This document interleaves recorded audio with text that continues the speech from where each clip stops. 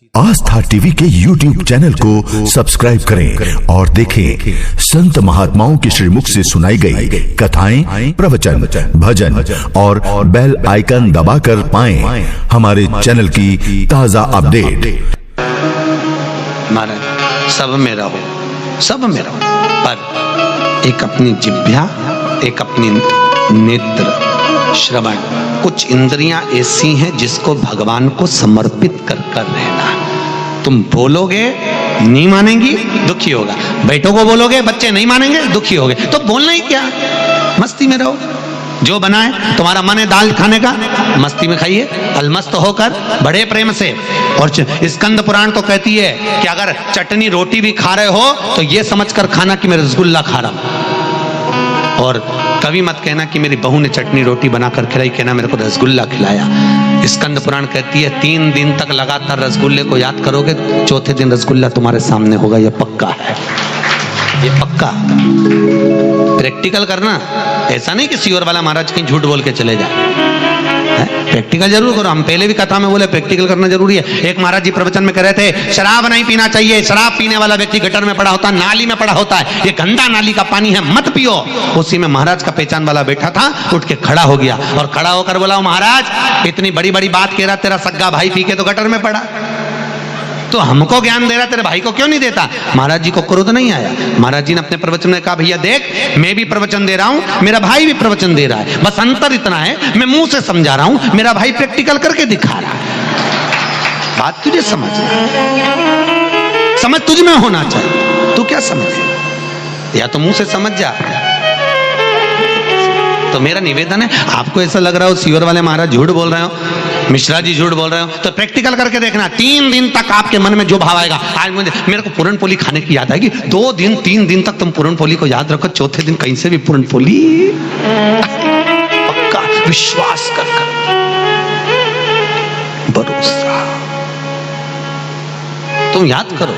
और कई बार आपके साथ हुआ होगा, ऐसा कोई नहीं जिसके साथ नहीं हुआ। तुम याद करती कई बार कि मेरे को ऐसा करना, और वो चीज सामने हो जाती। तुमने याद करा, 2 दिन 3 दिन तुम्हारे बस किसी से मिलने की भी लगता होती ना कि मुझे इससे मिलना है, मेरे को उसको फोन पे बात करना है, और तुम नहीं भी फोन लगाओगी तो उसका उपत के फोन आ जाएगा पक्का, क्योंकि ये दिल का कनेक्शन है, दिल का।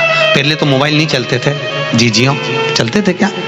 ये आज के समय में चलने लगे, पहले मोबाइल नहीं चलते थे। पर इसके बाद भी अगर माँ और बेटी का संबंध होता था, बाप और बेटे का संबंध होता था, भाई भाई का संबंध होता था, गांव से एक ललकता लगी होती थी, जिसको तुम याद करते थे, वो याद कर कर कैसे भी अपने पास में सूचना पहुंच जाती थी और उससे मिलन हो जाता था। ये प्रेम, इसने गाय नहीं मिले इनको रोड पे, और पहली रोटी गाय की, और वो गाय नहीं मिले तो रोटी किसको दे?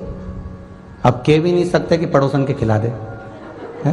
अब बोले सो तो पूछा उसने, करें क्या? मैंने कहा माँ एक काम करो, बस तुम पहली रोटी गाय की बनाती हो ना, उसकी जगह पर मत बनाओ, प्रयास करना। जब 1 महीने की रोटी एक बनती है 1 दिन की, तो कितना आटा लगता है, उतना आटा एकत्रित करना, और कभी किसी भूखे को उसका भोजन बनाकर खिला देना, उतना ही पुण्य तेरे खाते में आ जाएगा, उतना पुण्य आ जाएगा।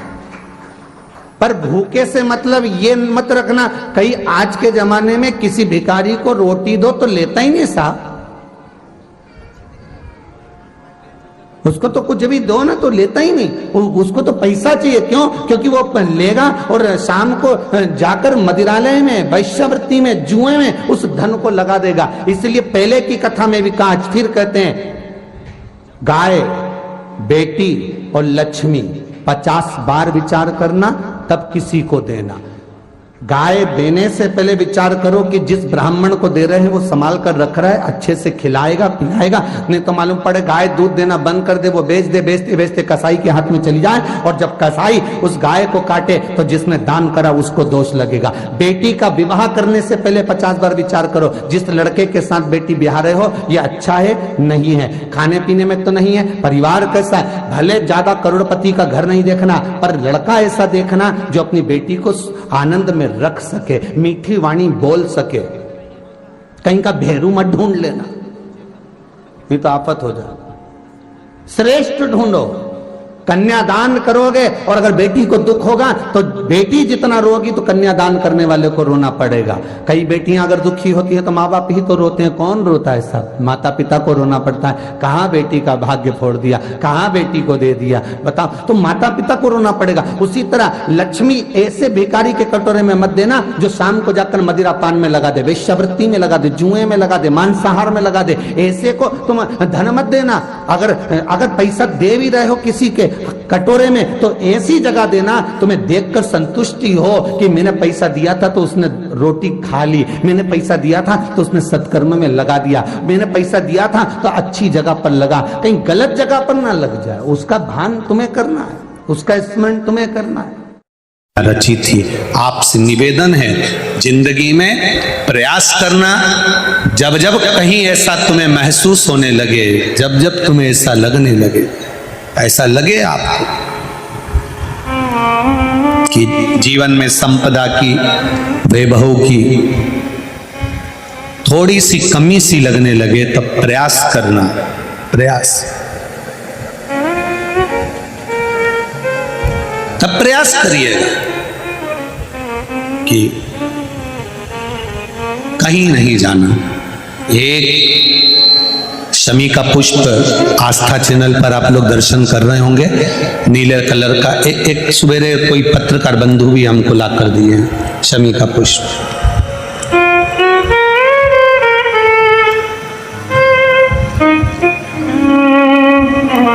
टीवी पर आपको आस्था वाले दिखा रहे होंगे, उसको अच्छे से देख लेना। ये तो हमारे हाथ में कोई एक पत्रकार बंधु ने ला कर दिया था, शमी का पुष्प, ये कलर का, देखिए।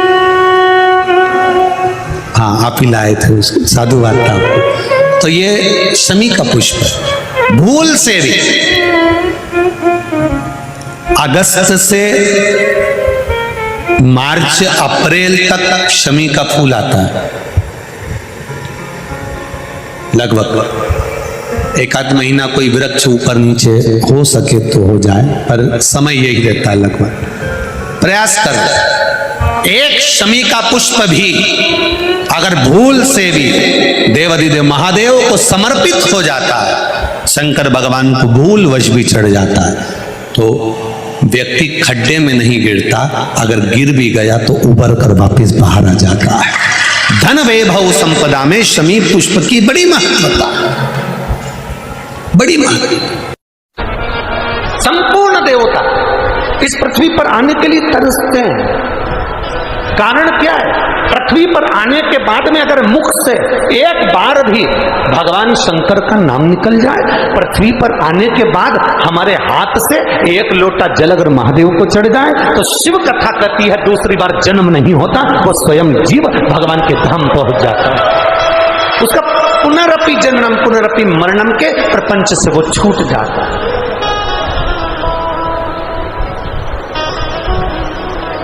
अरे बीमा कंपनी बीमा कब तक करती है?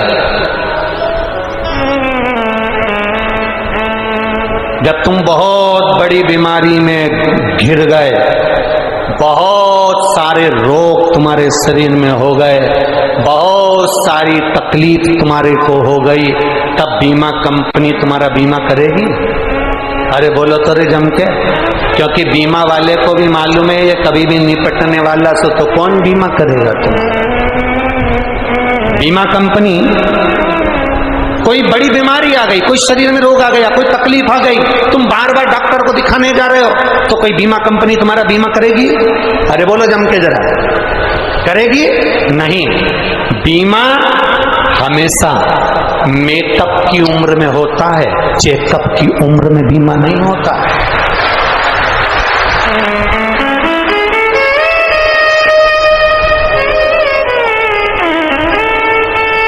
छिंदवाड़ा में अगर चेकअप की उम्र में बीमा होता हो तो बात दूसरी है, पर भैया शास्त्र तो यही कहता है कि बीमा हमेशा मेकअप की उम्र में होता है।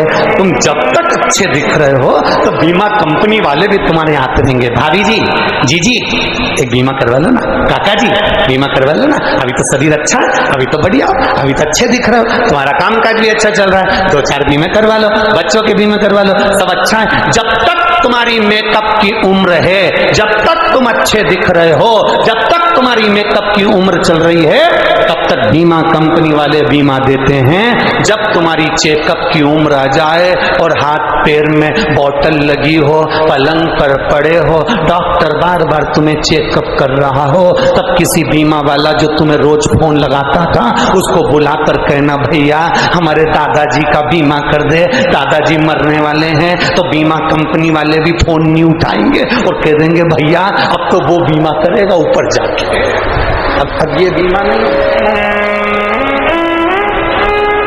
बीमा मेकअप की उम्र में होता है, चेकअप की उम्र में बीमा नहीं होता। जब बीमा चेकअप की उम्र में नहीं होता तो भगवान का भजन चेकअप की उम्र में कैसे हो जाएगा? अंत समय में मर रहे हो, शरीर में कष्ट पड़ा है और बहू सिर के पास बैठ के गीता जी का पाठ सुना रही और वो मरने वाला ध्यान लगा के बैठा, बड़ा बेटा यहीं बैठा, छोटा बेटा यहीं बैठा। एक बेटा डॉक्टर को छोड़ने गया तो दुकान पर कौन गया?